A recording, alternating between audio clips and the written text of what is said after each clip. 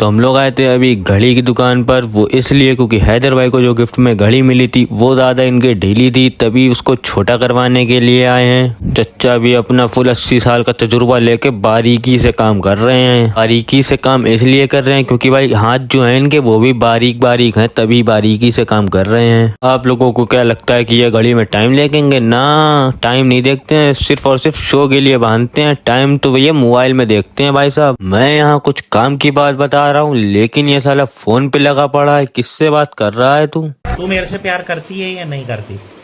अरे तुझे कुछ काम की बात बता रहा हूँ और तू पूछ रहा है कि तू मेरे से प्यार करती है या नहीं करती। ले, तेरे चक्कर में पन्नी भी गिर गई। गिरी है तो भाई उठा के भी लाओ। लेकिन भाई साहब कमर देखो इस कदर चला रही है। भाई तू बात किससे कर रहा है? इतना क्यों हंस रहा है भाई? मुझे भी बता दे अपनी मुस्कुराहट का राज।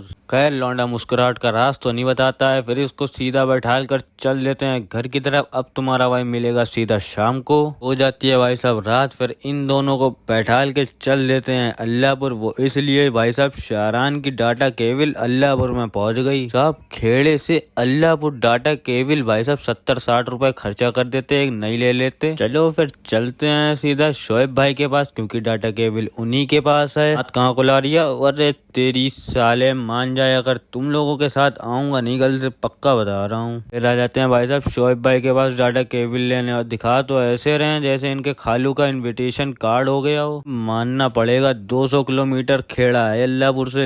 200 नहीं, 200 में 2 जीरो कम कर दो, 2 किलोमीटर है सिर्फ दूर। अल्लाहपुर से लौटते टाइम अपना दोस्त बिलाल मिल जाता है जो भाई साहब सेकंड मार के आया था। लेकिन पंजा क्या लड़ा रहा है? जब तू थैली में था मैं पहली में था, जीत नहीं पाएगा। इन सब से मिलने के बाद हम और हैदर भाई चले जाते हैं सीधा घर हैदर भाई को छोड़ने। लेकिन फिर जाएंगे अपने घर। घर जाते टाइम मिल जाते हैं अपने गुलदार भाई। गुलदार भाई नहीं दिख रहे होंगे, वो इसलिए क्योंकि इनको पकड़ा दिया भाई साहब अपनी गाड़ी। और मजा आ रहा है भाई गुलदार भाई। और भाई अपना फोकस बिल्कुल सामने रखते हैं, वो इसलिए क्योंकि भाई साहब मेरी गाड़ी का एस्केलेटर खींचते ही बिल्कुल सीधा 100 पे भाग जाती है। क्या कह रहे, कैमरा शिफ्ट कर दिया? मियाँ ऐसे ही हम लोग हैं, कैमरामैन हमारे हर जगह मिल जाते हैं। अदनान भाई आज के कैमरामैन हैं भाई साहब। आज का शॉट आउट इन्हीं को जाता है। हम लोग जा रहे हैं भाई साहब मधुराम चाय पीने, और कहीं तो जा नहीं सकते। गुलदार भाई तुम गाड़ी जरा हल्के चलाना, कहीं मालूम चला हवा में कुछ लगा गया तो और बवाल में डाल दो मुझे।